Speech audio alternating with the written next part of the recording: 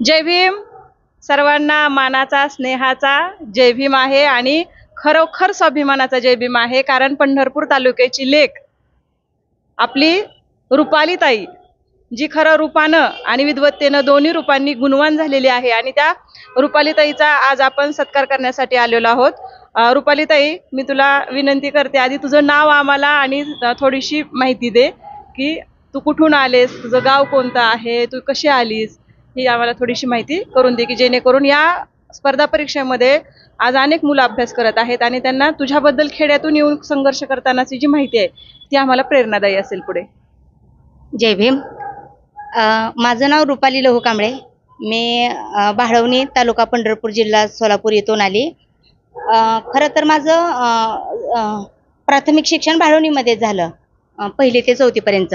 त्यानंतरचं हायस्कूलचं शिक्षण काही कारणानं हॉस्टेलला टाकलं गेलं आम्हाला. गाडगे महाराज हॉस्टेलमध्ये माझं शिक्षण 5वी ते 10वी झालेलं आहे. तिथेच 10वी झाल्यानंतर मला एक छोटासा जॉब मिळाला रेक्टर म्हणून. त्या जॉबवर मी 11वी 12वी आणि BAची 3 वर्षे केली. त्याच्यानंतर मग टायपिंग केलं मी आणि त्याच्यानंतर लग्न झालं. लग्न झाल्यानंतर काही कारणानं मला घर सोडावं लागलं की जे माझ्या मनात नव्हतं. माझ्यावर अशी परिस्थिती आली, ते एका स्त्रीसाठी म्हणजे खरं तर वेदनादायी आहे, पण आज माझ्या तोंडावर आनंद आहे, कारण त्या वेदनेला मी पार करून कुठेतरी आली आणि ती वेदना मी एक माझं पुढचं ध्येय गाठण्यासाठी त्या वेदनेला ताकद बनवली.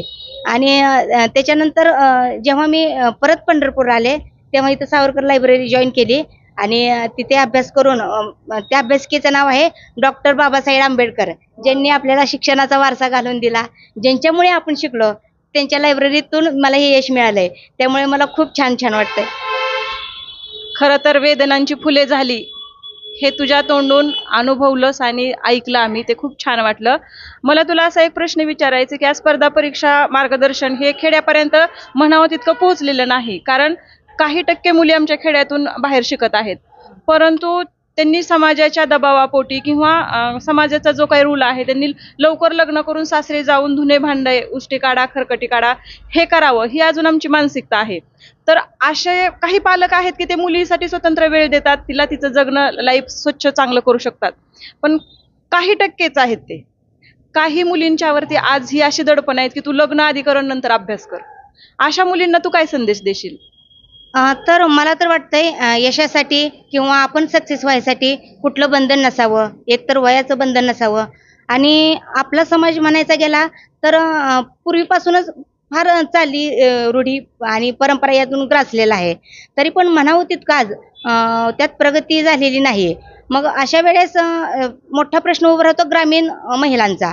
तर त्यांना मी हे सांगेन की जेव्हा तुमच्यावर विश्वास असेल, याच्यातून बाहेर पडायचं असेल, तर सगळ्यात मोठा तुम्ही स्वतःवर विश्वास ठेवा आणि स्वतःवर विश्वास ठेवला की आहे त्या परिस्थितीत तुम्हाला यशाला छेदण्यासाठी, भेदण्यासाठी आहे या परिस्थितीचा तुम्हाला सामना करावा लागेल, टॅकल करावं लागेल. आणि दुसरी बाजू अशी असते की लग्न होत नसताना तर पालक मुलांना शिकवतात. आजकाल तर कायदाच आहे की शिकवणं गरजेचं आहे, परंतु लग्न नसताना तू शिक आणि लग्न झाल्यावर शिकू नको असा भेद नाही झाला पाहिजे. आणि एखाद्या स्त्रीला संघर्ष करून यश मिळवलं जातं, ही कुठेतरी समाजातून पुसून टाकलं पाहिजे. तिला यश मिळवण्यासाठी, ती सक्सेस होण्यासाठी, ती एम्पॉवरमेंट होण्यासाठी तिला प्रत्येक वेळेस संघर्षाची गरज पडू नये. मला तुम्हाला यातून सांगायचं आहे, तुमची मुलगी असेल, सून असेल, तुम्ही चांगलं असताना पण तिला घडवू शकता, एखादी सक्षम बनवू शकता. तर प्रत्येक वेळेस प्रत्येक स्त्रीला ती सिद्ध करण्यासाठी संघर्षच करावा लागेल, ही कुठेतरी समाजाची मानसिकता गेली पाहिजे. याच्यासाठी यात सर्वात महत्त्वाचा सहभाग आहे आई वडिलांचा, सासू सासरे किंवा घरातील इतर सदस्य आणि समाज यांनी काय केलं पाहिजे, स्त्रियांना सक्षम बनवण्यासाठी त्यांना पाहिजे ती फेवरेबल कंडिशन किंवा जे पोषक वातावरण आहे ते निर्माण करून दिलं पाहिजे. तिला संघर्ष हा आपल्या भारतीय स्त्री जीवनातून गेला पाहिजे, याकडे समाजाने लक्ष दिलं पाहिजे. मला एवढं सांगायचं की आता तुम्हाला सांगायला संघर्ष हा शब्द 3 हे, पण ते भोगताना, ते 7 वर्ष मी काढताना त्याच्या यातना काय झाल्या, मुलाला सोडावं लागलं असेल किंवा एक आई म्हणून मला काय भोगावं लागलं असेल, ते मी शब्दात किंवा इथं ते व्यक्त जरी केलं तर त्याची भरपाई एवढ्या क्षणासाठी नाहीये. त्यासाठी मला माझं आयुष्य डेडिकेशन करावं लागलं, आयुष्यात वाया घालवायला लागलं. तर इतर स्त्रीच्या बाबतीत ते होऊ नये आणि याची काळजी घरातल्या सदस्यानं, समाजानं, भाऊ बंधू भगिनी या सगळ्यांनी घेतली पाहिजे. हाच मला यातून संदेश द्यायचा आहे. खूप छान. म्हणजे प्रत्येक वेळीच आम्ही अग्निपरीक्षा देऊनच पुढे आलोय आणि हा इतिहासच आम्ही वारंवार ऐकलेला आहे. त्यामुळं आम्हाला असंच वाटतं की जेव्हा आम्ही अग्निपरीक्षा देतो तेव्हा आता आमचं कांचनमध्ये रूपांतर होणार आहे. परंतु तुझं आताचं जे विचार ऐकले ना, की अग्निपरीक्षा नसताना फुलातून सुद्धा ती महाराणीसारखी एका पदावर जाऊ शकतील, हे समाजासाठी खूप महत्त्वाचं आहे. कारण ज्याचे हात भाजलेले असतात ना, तो दुसऱ्यांना कधी आगीच्या जवळ जाऊ देत नाही. हे तुझ्या त्या संघर्षातून तू दाखवून दिलेलं आहेस. आणि तुझी आता कोणत्या पदी निवड झालेली आहे, यातून तुला पुढच्या कोणत्या पोस्ट घ्यायच्या आहेत आणि तुझी भावी स्वप्न काय आहे, तू स्त्री जातीसाठी काय काम करणार आहे, समाजासाठी तुझी स्वप्न काय आहे तेही आम्हाला सांग. तर सॉरी, सुरुवातीचा प्रश्न काय? कॅनल इन्स्पेक्टर म्हणून निवड झाली आहे. तर एवढ्यावरच मला थांबायचं नाहीये. जर समाजाच्या तळागाळातल्या पर्यंत किंवा एखाद्या घटकापर्यंत पोहोचायचं असेल तर तुमच्याकडे पॉवर असणं गरजेचं आहे आणि ती पॉवर शिक्षणानंच मिळू शकते. हे आपल्या बाबासाहेबांचंच त्यांनी जिवंत उदाहरण घडवून दिलंय. त्यामुळे तोंडी बोलून थोड्या शिक्षणावर हे काही होणार नाहीये. त्यासाठी मला पुढचं माझं टार्गेट असेल की याच्यापेक्षा क्लास 1ची पोस्ट घेणं आणि ती पोस्ट घेऊन तळागाळातल्या घटकापर्यंत, महिलापर्यंत, दलितापर्यंत पोहोचण्याचं माझं स्वप्न आहे. जे आत्मविश्वास गमावलेत त्यांना मी नक्कीच आत्मविश्वास देण्याचं काम करेन. ज्यांना असं सपोर्ट पाहिजे असेल, काहींना गरज असेल, आर्थिक असेल, त्यांना मदत करायची माझी इच्छा आहे. आणि ज्यांना कोणी नाही, निराधारांचा आधार बनायची पण खूप इच्छा आहे. तू आता असं सांगितलं की तुझं लग्न झालं होतं, तुला एक मुलगा झाला आणि नंतर ना काही तुझ्या आयुष्यामध्ये उलथापालथ घडत गेली आणि नंतर तुला अभ्यास करावा वाटला. या मागची नेमकी प्रेरणा काय आहे? हां. तर याच्या सुरुवातीला मी असे सांगेन की सांगण्याची गोष्ट म्हणजे मला 10वीला 43% मार्क होते, 12वीला 53% होते आणि ग्रॅज्युएशनला 45% होते. तर एवढ्या मार्कावर एखाद्या ऑफिसरची स्वप्न बघणं म्हणजे नॉट अ जोक. त्यासाठी खूप कष्ट करायला लागतं. पण त्यासाठी एक प्रेरणा महत्त्वाची असते आपल्यासाठी. जेव्हा मी स्पर्धा परीक्षेचा अभ्यास सुरू केला किंवा जेव्हा मी या क्षेत्रात उतरले, तेव्हा आम्हाला इतिहासासाठी आपले फुले शाहू आंबेडकर यांची पुस्तकं अभ्यासावी लागतात आणि इतर पण समाजसुधारकांची अभ्यासावी लागतात. त्यावेळेस त्यातनं म्हणजे जेव्हा जेव्हा माझ्यावर संकटही येत राहतात किंवा याच्यातून आपण डिमोरलाइज म्हणू किंवा आपण अभ्यासातनं बाहेर पडू, अशा खूप साऱ्या कंडिशन येत असतात.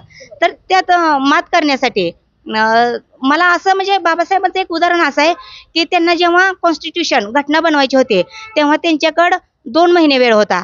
तर मला तो प्रसंग किंवा ते वाचलेलं मी माझे इतकं मेंदूत कोरलं गेलं.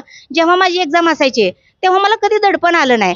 का दडपण आलं नाही? तर ज्या बाबासाहेबांनी 2 महिने फक्त अभ्यास करून स्वतःला एका खोलीत कोंडून घेतलं आणि एक खिडकी होती, त्या खिडकीत बाहेरच्या वेटरला सांगितलं, फक्त मला चहा देत जा, मी मागेल तेव्हा. बाकी मला तू म्हणजे डिस्टर्ब करायला यायचं नाही किंवा व्यत्यय दारावर नॉक करायला यायचं नाही.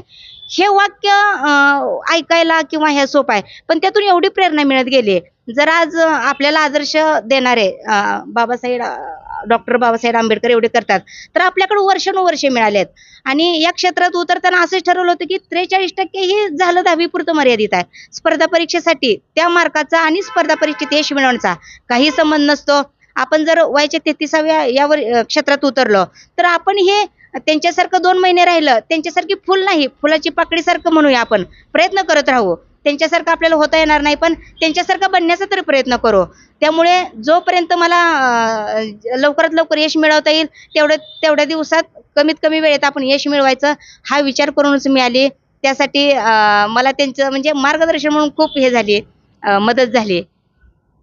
आता जे तुला भारतीय संविधान हातात दिलं तेव्हा तुझा चेहरा खूप काही बोलत होता, परंतु चेहरा आणि त्यातील मनात असलेले भाव हे दोन्ही जर आम्हाला थोडंसं सांगितलंस तर. थोडं खाली. तू हे वर्क कर. खरं तर ह्या आनंदाला शब्द नाही आहेत.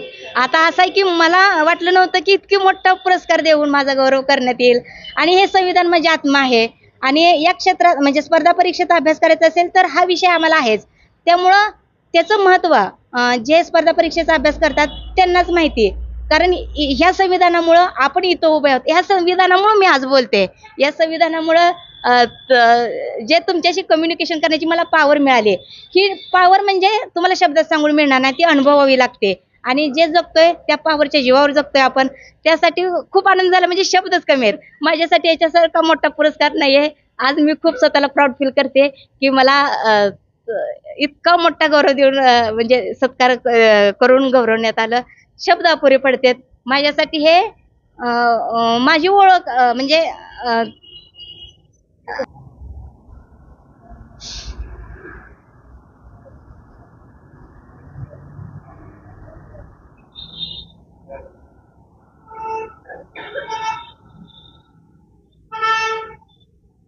खूप खूप शुभेच्छा ताई तुला.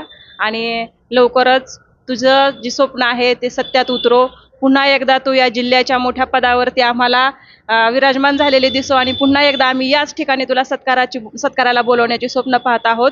त्याचबरोबर तुझ्यापासून अनेक विद्यार्थ्यांनी प्रेरणा घ्यावी आणि आपल्या अभ्यासामध्ये खंड न पडू देता अखंड अविरत कष्ट घेऊन चांगल्या मोठ्या पदाला जाण्याचं स्वप्न तुम्ही सुद्धा पहा. यासह अखंड मराठी न्यूज. धन्यवाद.